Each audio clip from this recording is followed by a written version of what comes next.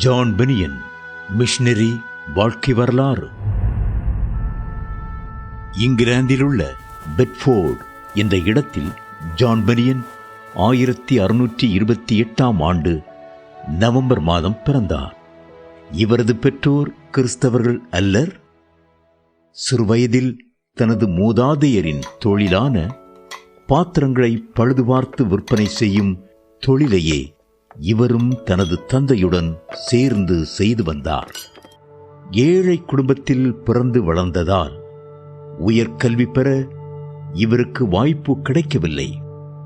வீட்டின் பொருளாதார தேவையை சந்திக்க பள்ளி படிப்பை இடையிலே விட வேண்டியிருந்தது. தனது இளம் பிராயத்தில் ஒரு தீய மனிதனாகவே வளர்ந்தார். பொய் சொல்லவும் மற்றவர்களை ஏமாற்றவும் பெரியவர்களை மதிக்காமலும் இருந்தார். வாழ்க்கையில் நிம்மதியில்லாமல் போகவே தனது 16வது வயதிலேயே இராணுவத்தில் சேர்ந்தார். 2 வருடம் இராணுவ வீரனாக பணியாற்றிக் கொண்டிருந்த போது இவரது தாயாரும் சகோதரியும் இறந்துவிட்டனர். எனவே இவருக்கு வாழ்வில் ஆர்வம் இல்லாமல் போனது. அதோடு ஒருமுறை அரசாங்க ஆணைப்படி இவர் எல்லையில் நடைபெறும் போருக்கு செல்ல பணிக்கப்பட்டார். அதற்கு அவர் ஆயத்தமாகி வரும் நிலையில் கடைசி நேரத்தில் இவருக்கு பதிலாக வேறொரு நபர் அனுப்பப்பட்டார். அந்த நபர் போரின் முதல் நாளே சண்டையில் மரணமடைந்தார். இந்த நிகழ்ச்சி ஜானை அதிகமாக சிந்திக்க வைத்தது. மயிரிழையில் தான் உயிர் தப்பினது ஏனோ என்று சிந்திக்கத் தொடங்கினார். 2 ஆண்டுகள் மட்டும் இராணுவத்தில் பணியாற்றி திரும்பிய இவர் தனது 19வது வயதில் ஒரு விசுவாசியான கிறிஸ்தவ பெண்ணை திருமணம் செய்தார். அவள் அடிக்கடி கிறிஸ்துவை பற்றி ஜானிடம் பேசுவாள். அவளை பிரியப்படுத்த ஜான் கோயிலுக்கு போகவும் சில கெட்ட காரியங்களை விடவும் ஆரம்பித்தார். ஆனால் முற்றிலும் ஆண்டவருக்கு ஒப்புக் கொடுக்க மனமில்லை. இந்நிலையில் ஒரு நாள் தெருவில் பாத்திரங்கள் பழுதுபார்க்கப்படும் என்று கூவிக்கொண்டே சென்றபோது வழியில் 3 பெண்கள் இயேசு கிறிஸ்துவை பற்றி சொல்லிக் கொண்டிருப்பதை நின்று கவனிக்க ஆரம்பித்தார். அவர்கள் மூலம் சுவிசேஷத்தை சென்று கேட்ட ஜான் வீட்டில் வேதத்தை அதிகமாக வாசிக்க ஆரம்பித்தார். வேதத்தை வாசிக்க வாசிக்க தான் ஒரு பாவி என்று அதிகம் உணர்த்தப்பட்டார். ஒரு நாள் அதிக சுகவீனப்பட்டு சோர்வுடன் இருந்த போது மார்ட்டின் லூதரின் புத்தகத்தை படித்த போது தன்னை கிறிஸ்துவுக்கு முற்றிலும் ஒப்புக் கொடுத்தார். ஆண்டவரை ஏற்றுக்கொண்ட கொஞ்ச நாட்களிலே ஜான் பெனியனின் அன்பு மனைவியும் இறந்து போனார். அதிக வேதனையுற்ற ஜான் பெனியன் தனது இரட்சகர் மட்டுமே இறுதி வரை தனக்கு உதவி செய்ய முடியும் என்று நன்கு உணர்ந்து கொண்டார்.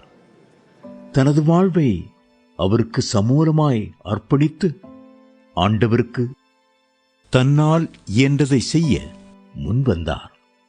பாத்திரங்களை பழுதுபார்க்கும் வீடுகளில் தனது தொழிலை செய்து கொண்டே இயேசுவையும் அறிவிக்க ஆரம்பித்தார். இவரது ஊழியத்தின் மூலம் பலர் ஆண்டவரை ஏற்றுக்கொண்டதோடு மட்டுமல்லாமல் இவரது வியாபாரமும் நன்கு வளர்ந்தது. இந்த காலத்தில் இங்கிலாந்து தேசத்தில் போதகர்கள் தவிர மற்ற எவரும் சுவிசேஷத்தை பிரசங்கிக்க கூடாது என்றதொரு சட்டம் இருந்தது. இதனை அறிந்த ஜான் மார்க் 16:15 வசனத்தை படித்து, நீங்கள் உலகமெங்கும் போய் சர்வ சிருஷ்டிக்கும் சுவிசேஷத்தை பிரசங்கியுங்கள், இதற்கு கீழ்ப்படிவதே உன்னதம் என்று உணர்ந்து சுவிசேஷத்தை பிரசங்கித்து வந்தார்.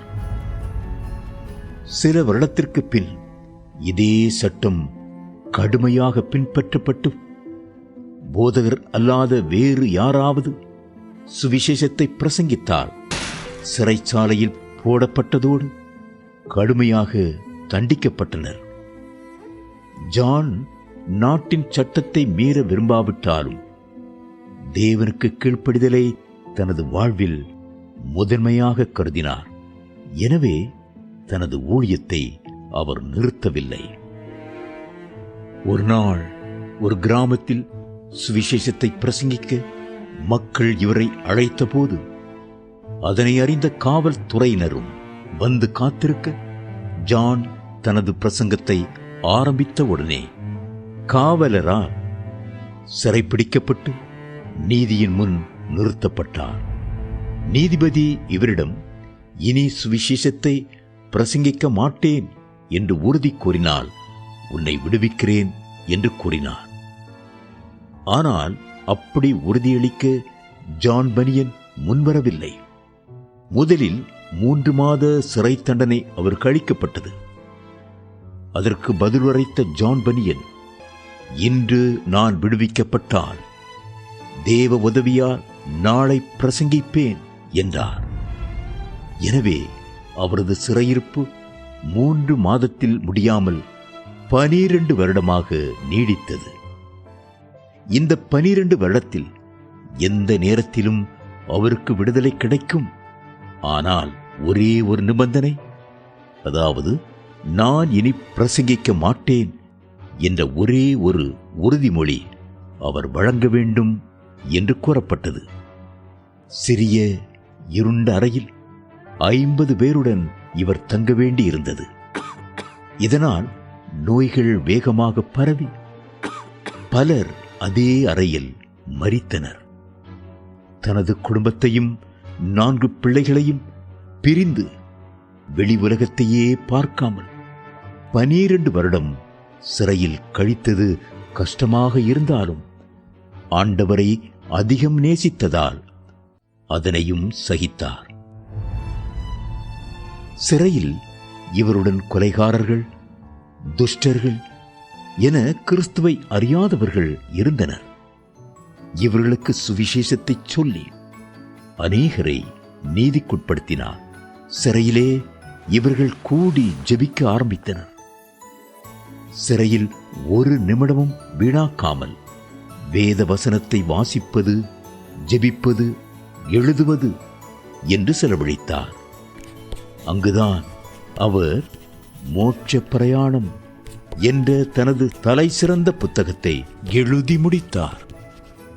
தனது 43வது வயதில் சிறையிலிருந்து விடுதலை செய்யப்பட்டார். பெட்ஃபோர்டு என்ற இடத்தில் பாப்திஸ்ட் திருச்சபையின் போதகராக ஊழியம் செய்ய மக்களால் அழைப்பு பெறவே அதனை ஏற்று 16 வருடம் அங்கு ஊழியம் செய்தார்.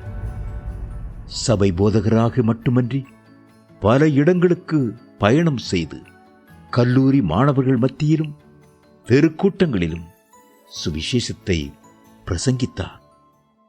பல நேரங்களில் மிரட்டப்பட்டதோடு மறுபடியும் சிறைவாசம் செல்ல வேண்டியிருந்தது. எனினும் சோர்ந்து போகாமல் சுவிசேஷத்தை பிரசங்கித்தார்.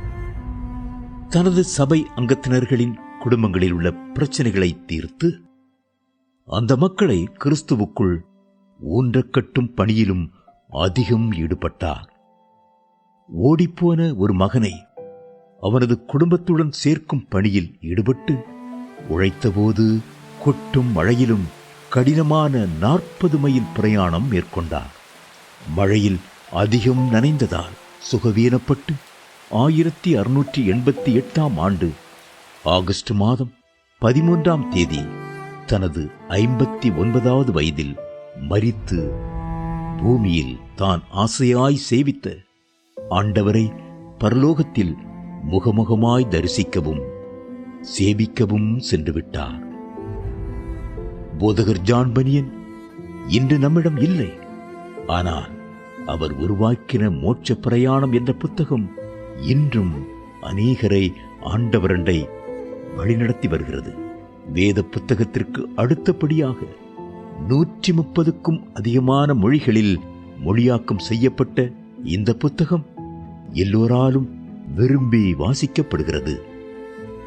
தேவன் தம்முடைய பணியில் பயன்படுத்த தேவை சாமர்த்தியம் அல்ல, ஆனால் அர்ப்பணம்.